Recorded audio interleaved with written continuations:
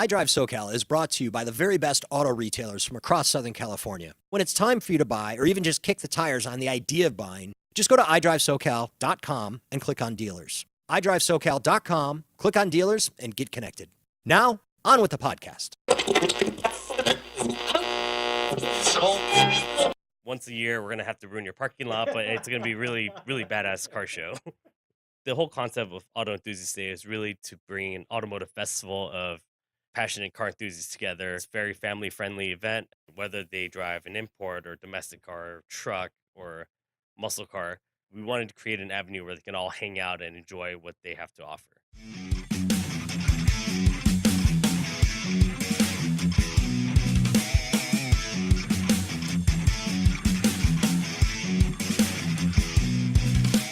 Welcome to iDriveSoCal, the podcast all about mobility from the automotive capital of the United States, Southern California.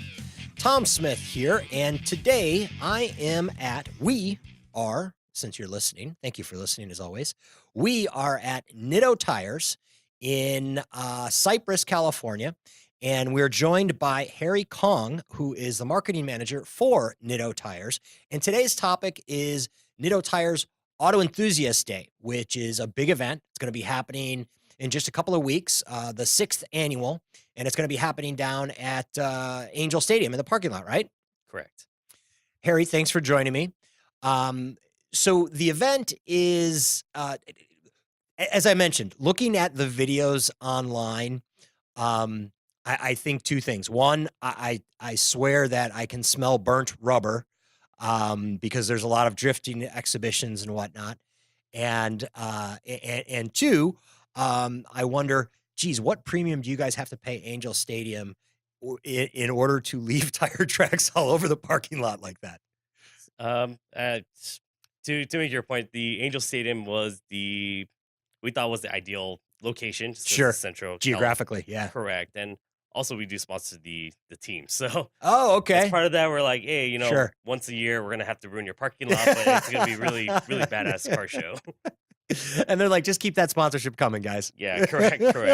Yeah, we basically repave a fourth of their parking lot every year. Is that right? Yeah, it's just sticky rubber on that northeast side. Yeah, makes sense. So, iDriveSoCal is pretty mainstream from a perspective of, we touch on everything.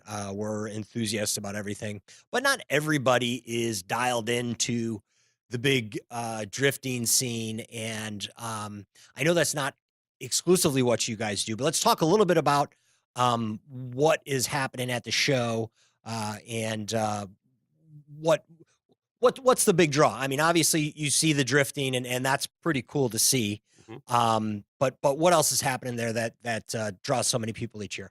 Sure.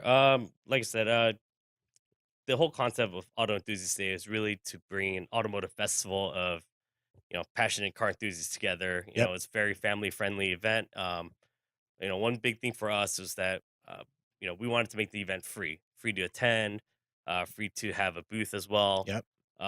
Just to gather these enthusiasts to one location, whether they drive an import or domestic car, truck, or muscle car. We wanted to create an avenue where they can all hang out and enjoy what they have to offer. So kind of Nitto's one big annual Cars and Coffee Spectacular. Exactly. And, one thing unique that we wanted to do is not just build a car show where just a bunch of cars attend, but also the manufacturers, they make parts for these vehicles too. We wanted to create a place where, they can see what parts are coming out for their vehicle, as well as maybe other chassis they might be interested in or other builds that they can get ideas from. So now that bleeds into the niche. So just so everybody knows, and we'll give you guys a plug. Obviously, Nitto Tires, they make tires for all cars, whether it's consumer, sedan, coupe, whatnot, or light truck, or certainly the performance stuff, which you see in the videos and you'll see on demonstration if you go to the event down at Angel Stadium. And when is the event? We'll drop that date a couple of times. The event's on June 30th from 12 p.m. to 7 p.m. June 30th, 12 to 7. Okay. So the drifting is a big part of that. Mm-hmm. Okay. And me personally, I'm an enthusiast. I'm a generalist enthusiast. Mm-hmm. And I know some people are like, hey, I'm really big on the tuner thing, or I'm really big on the drifting thing, or I'm really big on the off-road thing. And tell me a little bit about, is drifting and tuner kind of the same, one and the same? Are they separate? Are there is one a subdivision of another? Tell me a little bit about that niche. Sure. The drifting side, it started with the tuner phase, I would say. Okay. It's a sport that was started in Japan and Okay. kind of made its way over here. And we do sponsor the Formula Drift series in the U.S. and Okay. it's one of the most competitive drifting series in the world. Um, Okay. from there, I think it's a very spectator sport in my opinion. It's very exciting to watch, very dynamic, um, and the skill level set that these guys bring is just something you don't see in most motorsports. I got to interrupt you real Mhm. quick right there because I mentioned looking at these videos and I saw you guys seem to have a three-man team of drivers that drift in unison, and it looks like artistry. It looks like a little ballet of some sort. I mean, it's quite beautiful to see. I mean, burning tires, rubber everywhere, smoke and whatnot. But I mean, that's got to take some skill to pull that off. Yeah, these guys been driving for years together, and even in a competition setting when these cars are really dialed in and race prep, these guys are expected to be tire to tire, inches from each other, going through walls around 100 miles an hour. So when we're doing demos like these, it's a lot easier on the driver. They can get more creative. We can drive closer tandems, and there's full trust within these drivers of how we call it proximity, how close the cars are to each Right. other. Right. Um, we also do uh, drifts going the opposite sides. We trust these guys to know their line, commit Uh-huh. to it, and create a very good show for the fans. Okay. So I mean, this is like the equivalent to the Blue Angels air show, Hmm. but on the ground at Angel Stadium with drift cars. Correct. A lot of burning rubber. Hmm. So, and I'm just curious, and I think a lot of other people are too. I grew up in a small town in Northern Illinois, and couldn't wait to get my driver's license. I know that's something that maybe is a little bit different for kids these days, but as soon as I got my driver's license, I couldn't wait to get a car that had enough horsepower and torque to be able to break the rear tires free Hmm. so that I could do donuts and slide the car sideways. Yep. Now that is essentially, I mean, the passion for doing that, and that is such a fun thing to do, right? Oh There's yeah. there's nothing like doing that, Like right? hitting the rev limiter and just Yeah, seeing smoke everywhere. yeah, it's just Gets your it's adrenaline up. yeah, It's it's just exciting. fun, right? I mean, you're ruining tires, whatever. But so essentially, that's where drifting came from. So, I mean, people got so passionate about that. There's different theories. The one I've heard was it actually started with uh, through road racing. It was Okay, just a technique that they used to get through a corner quicker than doing a late braking. okay, So I wouldn't say that's such the case now. I think drifting is counterintuitive of I getting a would think so faster lap. too. But I guess during that era when it was kind of discovered, Sure. that was the case to help them win. Okay. And then he said, it's kind of a fun thing to do. It just kept doing. Eventually, led to what it is today. Right. So now here's another thing about drifting and its connection to tuner cars is that most of the tuner cars that are souped up for drifting start off as front wheel drive cars, right? No, no, no. Rear No? wheel drive. Well, I mean, I know it has to be rear wheel drive, but like a tuner, say like like a Honda Civic is a big one, right? Hmm. I mean, that car comes off the assembly line as a front wheel drive car, Correct. and it needs to be modified in order to be so. With that in mind, and knowing that it started in Japan, Hmm. um, how did and maybe I'm asking a question that you don't really know the answer to. If so, I apologize. But how did it start in Japan where it seemed front wheel drive cars really started flooding the American markets? It seems Most counterintuitive. most drift cars do start as a rear wheel drive car. It's very rare cases that there are front wheel drive Okay, cars so my converted back. perception's wrong. Correct. I Okay, mean, there's a few cars in the FD series that started as front wheel drives and that were converted. okay, Uh, but the popular chassis would be like the Nissan S chassis, like T40 SX.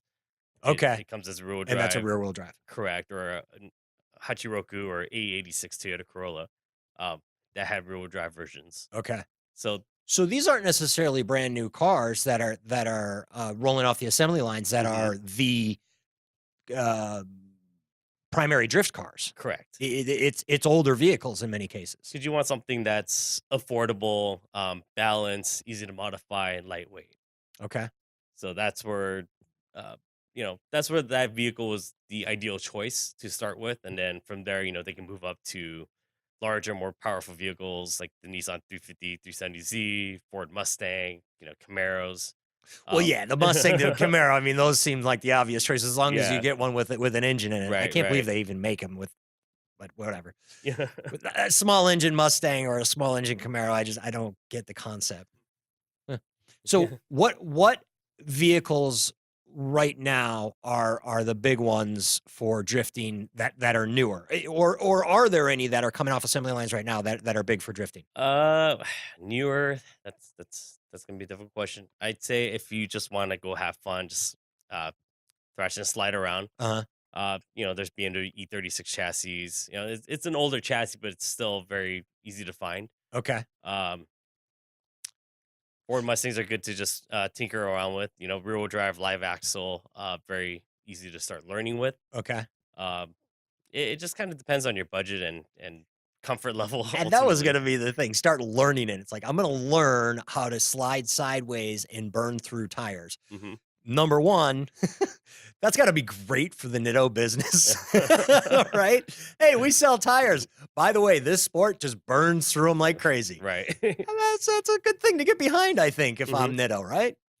But so the the majority of the vehicles that are good for it are vehicles that are. I mean, it's got to be taxing on the car as well, right? Correct. So Dr- so you don't necessarily wanna Drivetrains. take your daily driver and say, "Hey, I'm gonna take this drifting on the weekends." Correct. Like I said, it just depends how much you thrash the vehicle. Our one of our Formula Drift drivers, Von Gittin Jr., he has street cars that I use for demos as well as like demo competition vehicles. Okay. Uh, I've seen these things go through hell and back and still stay in one piece. But he regularly maintains them, makes sure that they're all always in tip top shape.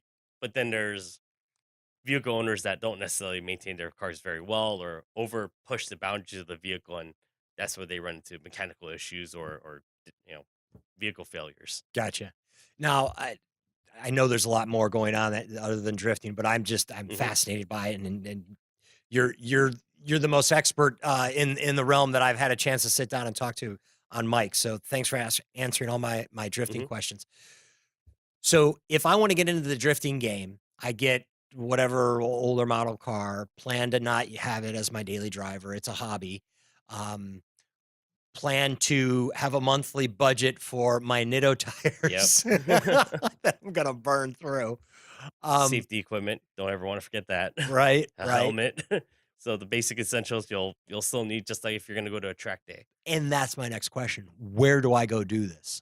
If I don't want to get arrested in the Costco parking lot, in the overnight hours, Hmm. where, we're in Southern California. I'm sure there's somebody that does this. I believe Streets of Willows do throw a couple events out throughout the year. Who? At Streets of Willow. Streets of Oh, okay. So They have races there as well, right? yeah, there's open track days, but there's also drift sessions where you can take your car out and Okay. uh, uh, they'll even have instructors out there if you pay extra.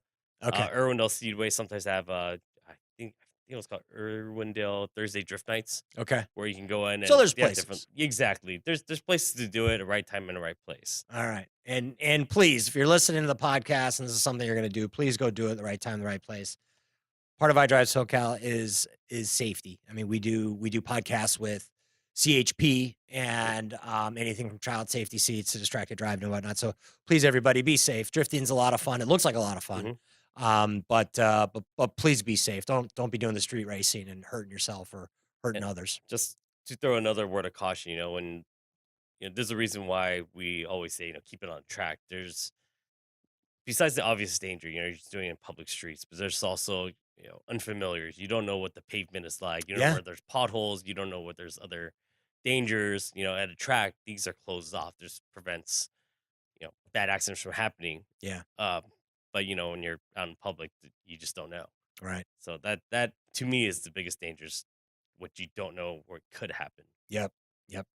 So, what else is happening at Auto Enthusiast Day, which again is Saturday, June 30th, from you said noon to 7? Correct. Okay, at Angel Stadium in the parking lot. Correct.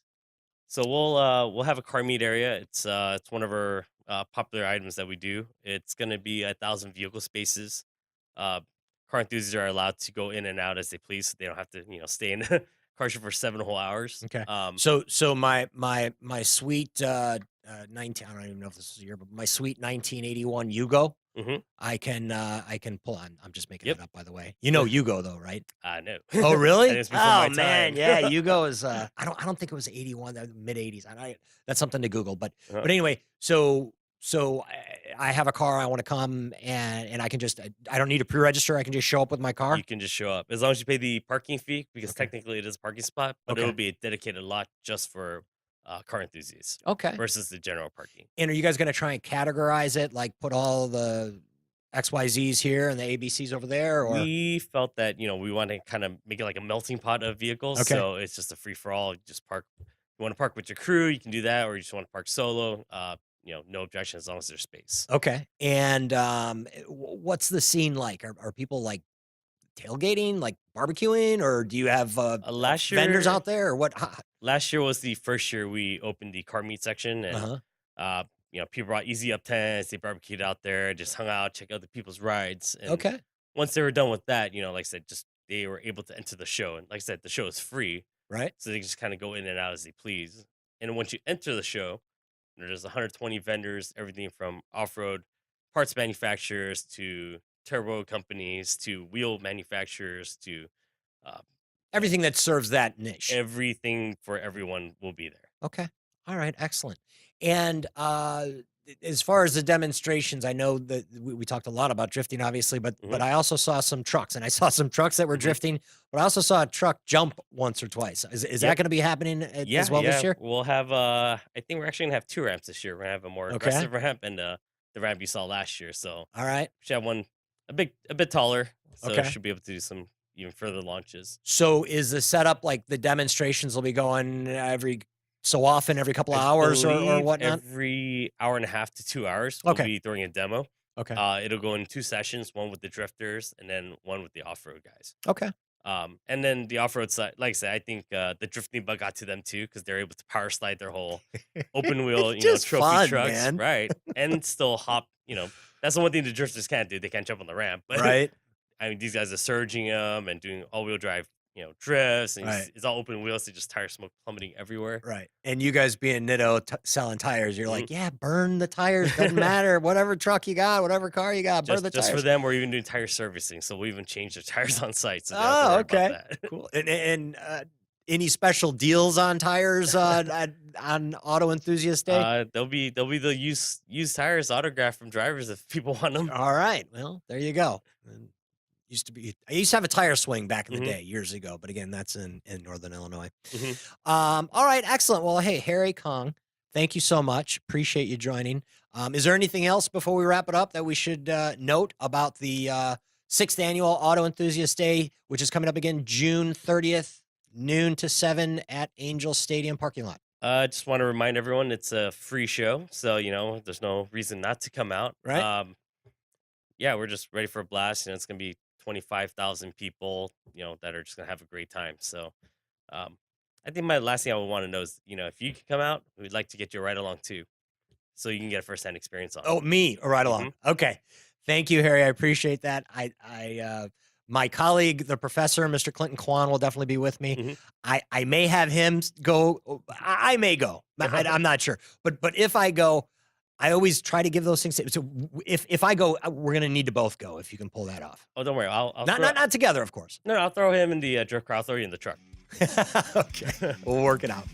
Well, hey, thank you so much. I appreciate it, Not a problem. and looking forward to the event. For iDriveSoCal, I am Tom Smith. Thank you, as always, for listening.